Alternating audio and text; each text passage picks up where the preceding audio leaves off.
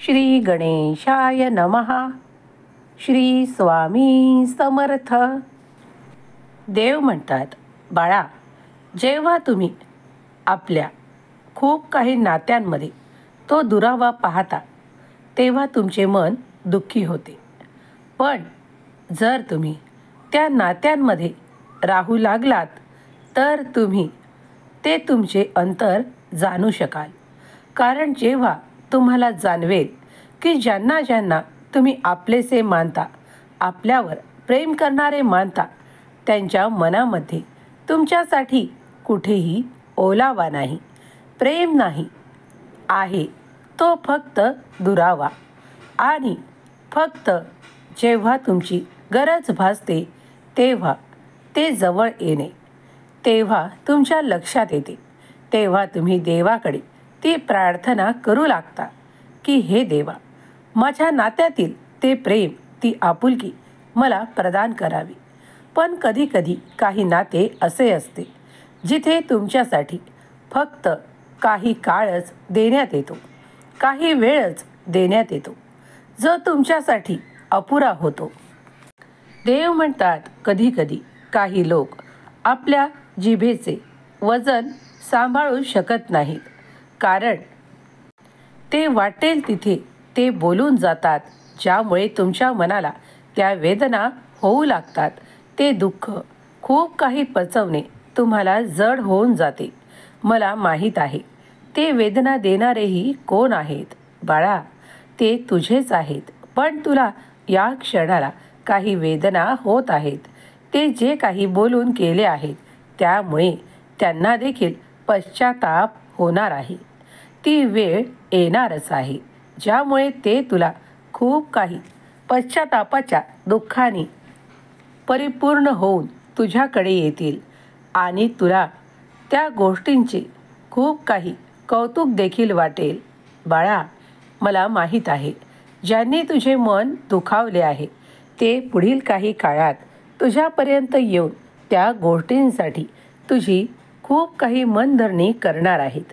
ज्या गोष्टींसाठी त्यांनी तुझे मन दुखावले आहे, तुझ्या मनाला वेदना झाल्या आहेत, पण आता तो काळ खूप काही लांब झाला आहे.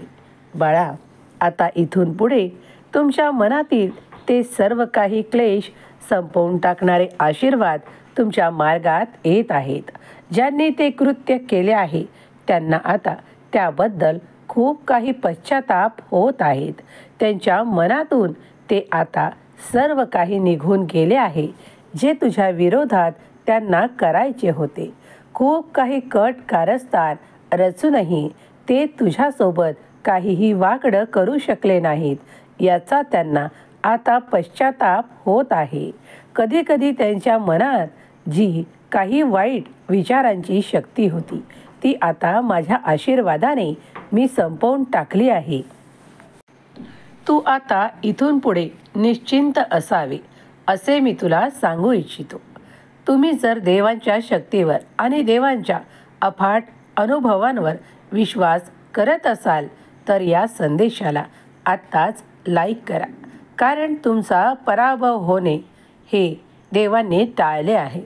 तुमच्यासाठी मोठा विजय, खूप मोठे यश देवाने देण्याचे योजिले आहे. तुम्ही जर हे यश आणि खूप मोठे उत्तुंग यश प्राप्त करण्यासाठी देवाकडे प्रार्थनापूर्वक नमस्कार प्रार्थना करत असाल तर देवाची तुमची प्रार्थना या क्षणाला देखील ऐकली आहे यावर विश्वास ठेवा. कारण आता येणारे आशीर्वाद तुमचे सुख वाढवणारे आहे, तुमचे वैभव, तुमचे वित्त वाढवणारे आहे. देव कधीही तुम्हाला एकटे पडू देत नाहीत.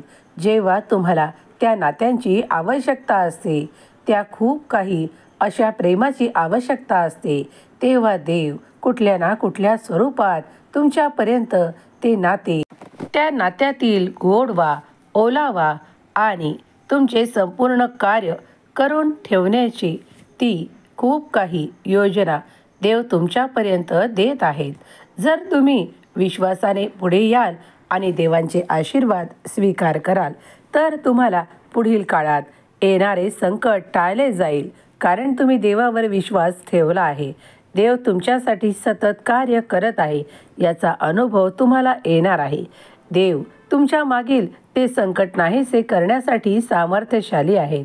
तुम्ही फक्त देवावर विश्वास ठेवा आणि देवांच्या आज्ञेत वागा, कारण देव तुमच्यासाठी प्रत्येक क्षणाला कार्य करत आहेत. जे नाते तुमच्यासाठी योग्य नाही ते नाते तुमच्याकडून काढून घेऊन त्या जागी तुम्हाला असे काही देण्यात येईल जे तुमच्यासाठी योग्य आहे, कारण देव तुमचे भूत भविष्य वर्तमान जाणतात आणि तुमच्यासाठी जे योग्य आहे तेच पाठवू इच्छितात. तुम्हीही देवांचे आशीर्वाद प्राप्त करण्यासाठी सज्ज असाल तर देवाचे आशीर्वाद या क्षणाला देखील तुमच्यापर्यंत येण्यापासून कोणीही रोखू शकणार नाही. तुम्ही जी काही सेवा करत आहात ती देव कबूल करत आहेत यावर विश्वास ठेवा. देव ती सेवा स्वीकार करत आहे यावर विश्वास ठेवा. सर्व काही चांगल्यासाठी घडत आहे. तुमच्याकडे ते शुभ, आनंद आणि खूप काही असे येत आहे ज्यात तुमचा आनंद दडलेला आहे. देव जाणतात ते तुमचे भूत भविष्य वर्तमान. तेव्हा देवाला तुमच्यासाठी कार्य करण्यासाठी देवाला तुमच्याकडे आमंत्रित करा. देवाला प्रार्थना करा आणि प्रार्थना करताना मनोभावे ती प्रार्थना करा की हे स्वामी राया, जेव्हा जेव्हा मी कोणत्या संकटात असेल तेव्हा मदतीचा हात द्या. तेव्हा मला मार्ग दाखवा आणि त्या चांगल्या वाटेवर नेण्यासाठी मला तो मार्ग दाखवा. मी त्या मार्गावर चालण्यासाठी सज्ज आहे. तुम्ही काही काळातच पाहाल की देवाचा असा न्याय तुमच्यासोबत घडू लागेल. जे तुम्ही इच्छित आहात ते तुम्हाला मिळू लागेल, कारण तुम्ही मनापासून देवाची प्रार्थना केली आहे. देव तुम्हाला कधीही एकटे सोडणार नाहीत. तुम्हाला ज्या क्षणाला देवाची आवश्यकता आहे, देवाच्या आशीर्वादांची आवश्यकता आहे, त्या त्या क्षणाला देव धावून येऊन तुम्हाला मदत करतील. याचा अनुभव कित्येक भक्तांनी अगोदरही घेतला आहे. स्वामी देवाची अफाट शक्ती आपल्या सतत आजूबाजूला आहे. याचा अनुभव तुम्ही घेणार आहात, करणार आहात. त्यासाठी सज्ज व्हा, कारण देव सतत तुमच्यासाठी कार्य करत आहेत. देवांची अफाट अनंत लीला सुरू आहे, त्यात तुम्ही एक भाग आहात. तेव्हा देवाचे श्री स्वामी समर्थ नाम जप करत राहा. सर्व काही कल्याणकारी तुमच्या मार्गात येईल. श्री स्वामी समर्थ. जय जय स्वामी समर्थ.